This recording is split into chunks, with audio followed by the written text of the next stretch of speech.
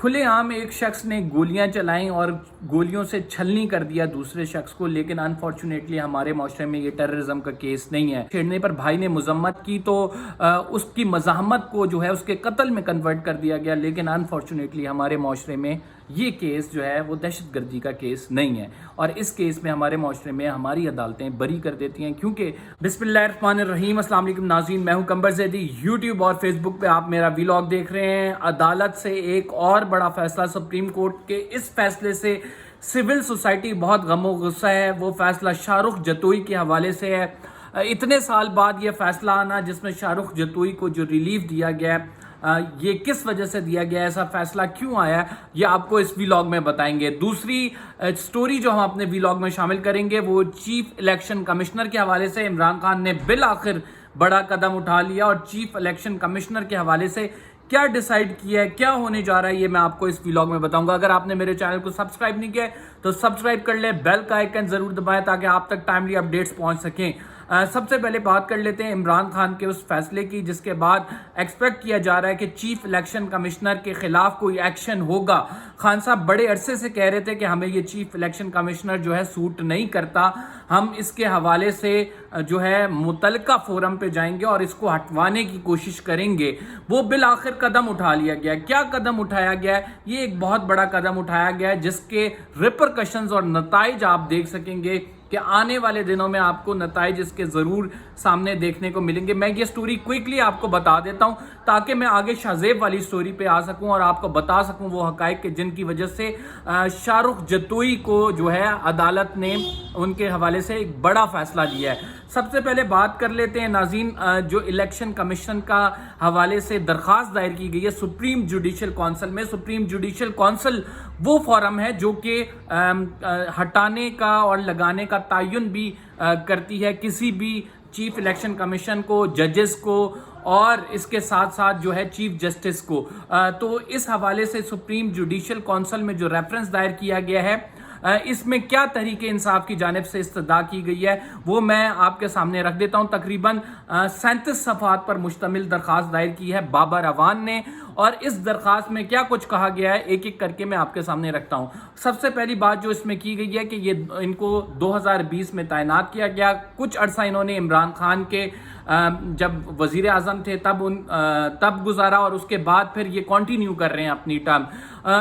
کیا عمران خان نے ان کو لگایا تھا؟ جی بالکل، عمران خان نے مشاورت سے لگایا تھا، کیونکہ عمران خان کہتے ہیں کہ ہمیں کہا گیا تھا کہ ایک نام ہے جو کہ غیر جانبدارانہ ہے، اور سکندر سلطان راجہ کا نام اسٹیبلشمنٹ نے انہیں دیا تھا عمران خان کے بقول۔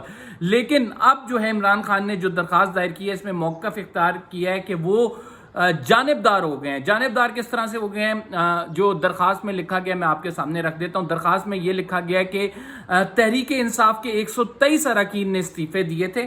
123 اراکین میں سے صرف 11 کے استعفے منظور کیے گئے، اور پھر اس کے بعد ان 11 سیٹوں پر انتخابات کرا دیے گئے۔ یہ تمام کنڈیشن سوٹ کرتی تھیں مسلم لیگ نون کو، پیپلز پارٹی کو، اور جو ہے سکندر سلطان راجہ انہوں نے نون کی اور پیپلز پارٹی کی طرفداری کی ہے اور یہ ڈیسیجن لے کے ان کو فائدہ پہنچایا ہے۔ اس کے علاوہ کیا لکھا ہے؟ اس کے علاوہ لکھا ہے کہ پنجاب اور کے پی میں جو ضمنی انتخابات ہونے تھے پنجاب اور سندھ میں، اس حوالے سے جو تاریخیں تھیں ان کو آگے کر دیا گیا مسلم لیگ نون کی درخواست پر۔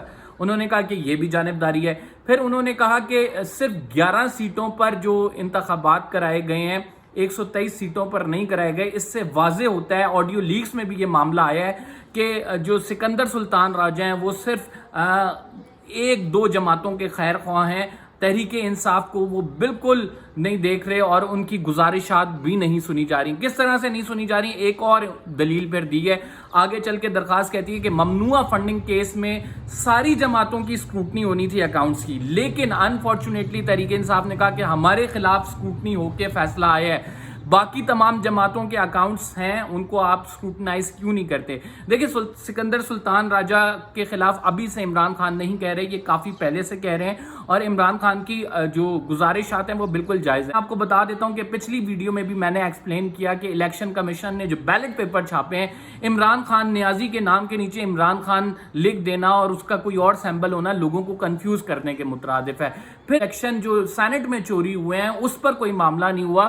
تو یہ تمام جو چیزیں ہیں وہ بتاتی ہیں کہ ایک طرف رخ ہے سکندر سلطان راجہ کا, اور اسی وجہ سے عمران خان نے اب یہ درخواست دی ہے. کیا یہ درخواست یہ بتاتی ہے کہ اب رخ انتخابات کی طرف تھوڑا سا جا رہا ہے؟ عمران خان بھی اس لیے متحرک ہو گئے ہیں اور سپریم جوڈیشل کونسل میں جو ہے ریفرنس دائر کر دیا ہے. اس حوالے سے میں آپ کو ناظرین بتاتا چلوں کہ سپریم جوڈیشل کونسل کی باقاعدہ کاروائی چیف جسٹس کرتے ہیں, اور ان کے ساتھ جو ہے 5 پینل پر مشتمل ججز ہوتے ہیں, اور وہ اس کو ڈیسائیڈ کرتے ہیں, اور اس کے بعد اگر ان کے حق میں فیصلہ ہے, یعنی یہ وہ سکندر سلطان راجہ کو بلا کے سنیں گے, اس میں اٹارنی جنرل بھی شامل ہوں گے. اگر ان کے خلاف فیصلہ آتا ہے تو ان کو عہدے سے ہٹا دیا جاتا ہے. تو دیکھتے ہیں کہ خلاف فیصلہ آئے گا یا نہیں. میری اپنی ریڈنگ یہ ہے کہ ان کے خلاف فیصلہ آنا رائٹ ناؤ مشکل ہے, لیکن عمران خان صاحب کہتے ہیں کہ ان کو ہٹایا جائے. بات کرتے ہیں شاہ زیب قتل کیس کی. آج سپریم کورٹ سے ایک اور بڑا فیصلہ آیا, اور وہ شاہ زیب قتل کیس کے حوالے تھا. جسٹس اعجاز الحسن نے اس کی ناظرین وہ کی ہے, سربراہی کی ہے. 3 رکنی بینچ تھا اور شاہ زیب کو چھوڑ دیا گیا ہے. عدالت نے فیصلہ سنایا کہ شاہ زیب کو بری کیا جاتا ہے بیکاز کہ راضی نامہ ہو گیا. انفارچونیٹلی ہمارے معاشرے میں کوئی بھی بڑا شخص اس کو پکڑا نہیں جا سکتا, کیونکہ وہ اپنے پیسے کے اثر و رسوخ پہ, وہ اپنی طاقت کے اثر و رسوخ پہ, وہ اپنے لنکس کے اثر و رسوخ پہ جو ہے وہ عدالت میں چھٹ جاتا ہے, عدالت کو انفلوئنس کرتا ہے, اور نہ صرف عدالت کو بلکہ عام لوگوں کو انفلوئنس اس طرح کرتا ہے, وکٹمز کو انفلوئنس اس طرح کرتا ہے کہ ان کو ٹیررائز کرتا ہے, بیہائنڈ دا کلوز ڈور حل کرنے کی کوشش کرتا ہے, ان کو پیسہ کھلانے کی کوشش کرتا ہے. اگر پیسے پہ نہیں آتے ان کو جان سے مارنے کی دھمکیاں دی جاتی ہیں. تو انفارچونیٹلی یہ ہمارے ملک کا کلچر ہے, اور اس کلچر کی وجہ سے ہم اتنا پیچھے رہ گئے ہیں کہ یہاں پہ طاقتور کے خلاف کبھی فیصلے نہیں آتے. آپ نے دیکھا ہے کہ گزشتہ کچھ عرصے میں جو طاقتور شخصیات ہیں ان کے خلاف سارے فیصلے ریورس ہوتے جا رہے ہیں. اور شاہ زیب قتل کیس میں آپ کو پتا ہے کہ اس کا مینلی ریزن جو بنا ہے جس میں سپریم کورٹ نے چھوڑا ہے وہ لطیف کھوسہ صاحب جو وکیل تھے شاہ رخ جتوئی کے, جن کا تعلق پیپلز پارٹی سے ہے, انہوں نے یہ کہا کہ راضی نامہ ہو چکا ہے, ایفیڈیوٹ جمع کرا چکا ہے. میں آپ کو بتاؤں ناظرین, شاہ زیب کے والدین نے راضی نامہ کیا تھا اور ایفیڈیوٹ جمع کرایا تھا, اور ان سے پوچھا گیا کہ آپ نے یہ ایفیڈیوٹ کیوں جمع کرایا, آپ نے کیوں ان کو معاف کر دیا؟ تو انہوں نے کہا کہ ہم نے یہ معاملہ اللہ پر چھوڑ دیا ہے. آپ کو پتہ ہے اسلام میں دیت کا قانون ہے, اور دیت یہ ہے کہ پیسے لے کر معاف کر دینا. تو پیسے لے کر معاف, وہ کہتے ہیں ہم نے پیسے نہیں لیے, لیکن بعض رپورٹ ایسی بھی ہیں کہ انہوں نے پیسے لے کر معاف کر دیا. پھر دوسری بات وہ کہتے تھے کہ ایک بچہ تو ہم کھو چکے ہیں, ہم اپنی زندگی جو ہے وہ خوف کے سائے میں نہیں گزار سکتے. تو میں یہی آپ سے بات کر رہا تھا کہ انفارچونیٹلی ہمارے معاشرے میں ہوتا یہی ہے کہ خوف کے سائے میں زندگی گزاری جاتی ہے, اور اس خوف کی وجہ سے عدالتیں بھی چھوڑ دیتی ہیں, اس خوف کی وجہ سے اثر و رسوخ میں آ کے وکٹمز بھی پیچھے ہٹ جاتے ہیں, اور اس خوف کی وجہ سے جو ہے وہ پولیس انتظامیہ بھی اس طرح سے ایکشن نہیں لیتی جس طرح سے لیا جانا چاہیے. اور وجہ یہ ہے کہ ہمارا معاشرہ میں ایک بگاڑ کی صورتحال ہے, ایک جنگل کا قانون ہے, ایک کالا قانون ہے, جس میں جو ہے حکمرانی ہے وہ طاقتور کی ہے, اشرافیہ کی ہے, اور اس شخص کی حکمرانی ہے جو اثر و رسوخ رکھتا ہو. اور مجھ اور آپ جیسا شخص جو ہے وہ کسی طور بھی اس معاشرے کے لیے قابل قبول نہیں ہے, بیکاز ہم انفلوئنس نہیں رکھتے, ہمارے پاس اتنا پیسہ نہیں ہے کہ ہم پیسہ لگا کے بے شک قتل کر دیں لیکن چھوڑ سکیں. آپ کو پتہ ہے یہ کیس بڑا واضح ہے, اور یہ کیس تو ایک بہن کو چھیڑنے پر بھائی نے اس پر مزاحمت کی تو اس کو گولیوں سے چھیل دیا گیا.